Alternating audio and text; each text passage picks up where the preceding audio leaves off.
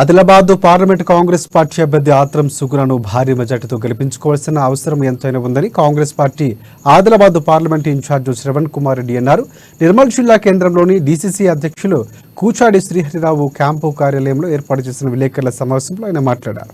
Adilabad MP అభ్యర్థిగా మహిళకు అవకాశం కల్పించిన ఘనత ముఖ్యమంత్రి రేవంత్ రెడ్డికే దక్కుతుందన్నారు. గత 10 ఏళ్లుగా ఎలాంటి అభివృద్ధి చేయని బీఆర్ఎస్ బీజేపీ నాయకులు ఏ ముఖం పెట్టుకుని మళ్లీ ఓట్లు అడిగేందుకు వస్తున్నారని అన్నారు. కాంగ్రెస్ ప్రభుత్వం వచ్చిన 3 నెలల్లోనే 5 హామీలు నెరవేర్చిందని గుర్తు చేశారు. రాబోయే రోజుల్లో మరిన్ని పథకాలు ప్రవేశపెట్టి మంచి ప్రజాపాలన అందిస్తామని అన్నారు. వాగ్దానాలు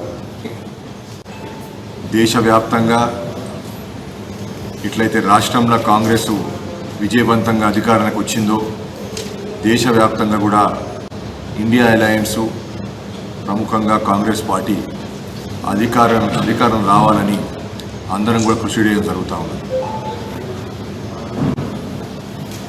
మేమిచ్చిన వాగ్దానాలు ఏవైతే గతంలో గవర్నమెంట్ రాకన్నా ముందు మన రాష్ట్ర ప్రభుత్వం మేము ఏమేమైతే హామీలు ఇచ్చినామో అవి కంటిన్యూస్గా అధికారంలో వచ్చిన 3వ రోజు నుంచి మేము అవన్నీ కూడా అనుకూలం చూసుకొని దాన్ని అవన్నీ కూడా విడుదల చేయడం జరుగుతూ ఉంది. ఇలా మనం పార్టీ తరఫున తనకు అవకాశం కలిగించినాం. తను ఎంపీ అభ్యర్థి, ఆమె ఒక మహిళ.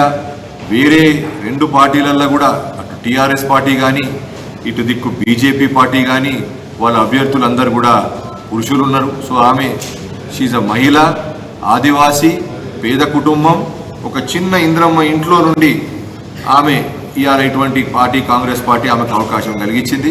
రేవంత్ రెడ్డి గారు దీని ఏకగ్రీవంగా అందరూ కాంగ్రెస్ లోకల్ నాయకులతోని చర్చించుకొని ఇది చాలా మంచి ఆలోచన, మనం మంచి మెసేజ్ ఇవ్వడం జరుగుతుంది. ఆమె మహిళ, ఆమె బ్యాక్గ్రౌండ్ ఇటువంటిది, పేద కుటుంబం నుంచి వచ్చిన ఆమెకి ఇటువంటి అవకాశం ఇచ్చినామని చెప్పి చాలా సంతుష్టంగా తను కూడా ఇవన్నీ విషయాలు పంచుకోవడం జరిగింది. చిత్తశుద్ధి లేకుండా, సిగ్గు లేకుండా, ఇచ్చిన వాగ్దానం నిలబెట్టుకోలేక మళ్ళీ ఇవాళ వచ్చి వాళ్ళు ఎటువంటి అర్హత లేకున్నా కూడా కాంగ్రెస్ పార్టీని ప్రశ్నిస్తాము.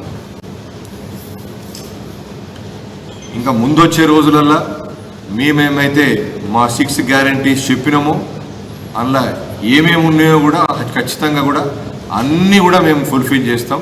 గతంలో మహిళలకి ప్రత్యేకంగా ప్రతి ఒక్క ఇంటికి, పేద కుటుంబాలకి ₹1,00,000 వరకు మేము ఇవ్వాలని చెప్పి ఓ వాగ్దానం ఉన్నది. కేంద్రంలో మేము ఒకవేళ అధికారంలోకి వచ్చి మేము గెలిచి ఇండియా అలయన్స్ ఆడ ప్రభుత్వం మేము కేంద్రంలో ఢిల్లీలో ఫామ్ చేస్తే ఖచ్చితంగా కూడా ప్రతి ఒక్క పేద